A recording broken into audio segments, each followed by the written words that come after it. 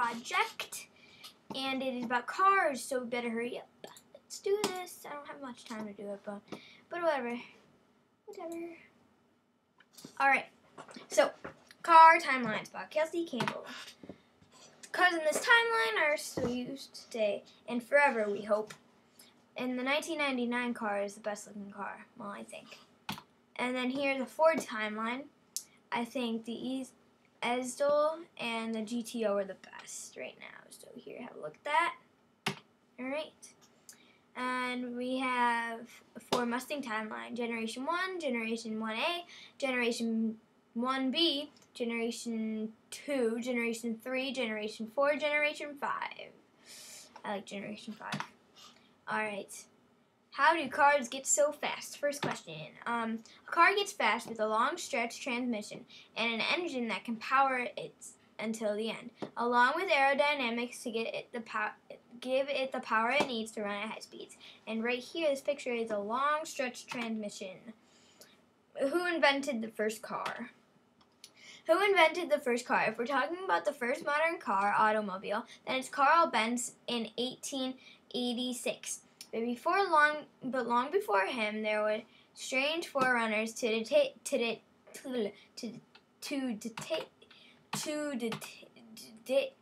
today's cars, like the Generation 5 that I just showed you. Including toys for emperors, steam-powered artillery carriers, and clicking, creaking British buses. Humans had knowledge of the wheel for several thousand years, and we've been using animals as a source of transportation for nearly as that long. So, in sense, the earliest forerunners of the car date back to the earliest myths of our prehistory. Next. But we perhaps to use more useful way of thinking the car as anything that could reasonably be called an automobile.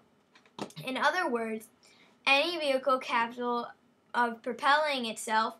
In that case, we're mostly talking about 439 years of car history. Next question. How did that person invent the car? Let's see. In 1828, Anios Jedlik, a Hungarian who invented an early type of an electric motor, created a tiny model car powered by his new motor.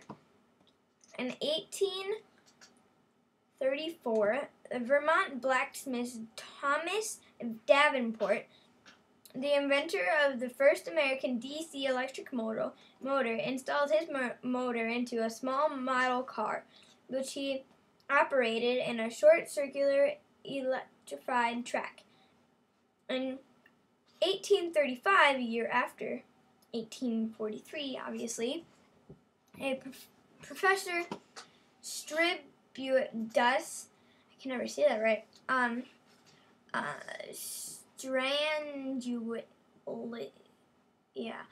of Groningen in the Netherlands, and his assistant Christopher Becker, it's an easy name, created a small-scale electrical car powered by non-rechargeable primary cells. In 1838, Scotsman Robert Davidson built an electric locomotive that attained a speed of 4 miles per hour, 6 kilometer, I can never say that right, / hours, I guess.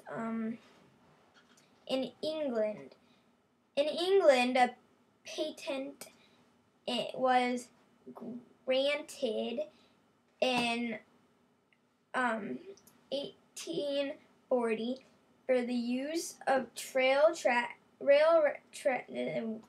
tracks as conductors of electric current, and similar American patents were issued to Lilly and Colton in 1847. Between 1832 and 1839, the exact year is uncertain. Robert Anderson of Scotland invented the first crude electric carriage powered by non-rechargeable primary cells. How were cars improved? First, few things pluribus opinion more than an electric car. It is either a great way to save the planet or a really bad way to get from A to B. Today's programmers, Evan Davis wanted to find out more and took a ride in one with an enthusiastic and pacific Boring John Lomborg, the so-called spectacle. Oh yeah. Environmentalists have having written a book of that name has made a career attacking what he thinks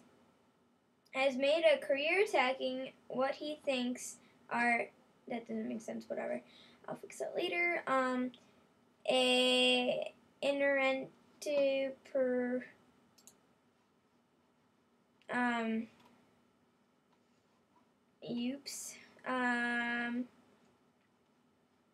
Inneralities of green movement. He is not a fan of electric cars. Ian Hobday, who runs Liberty Electric Cars, took Evans and Mr. Lomborg for a ride. Okay. I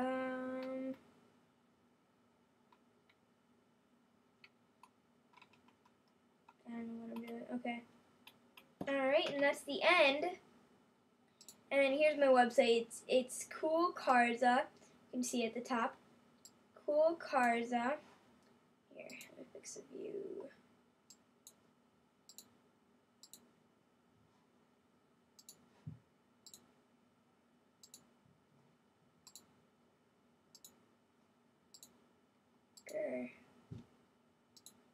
Well, it's Cool Carza. C-A-R. Cool is, yeah, C-O-L. C-O-O-L. And then Carza. CARZA.weebly.com. And if you want to check it out, I'll put the link in the description. And, well, thank you for listening to my passion project. Bye.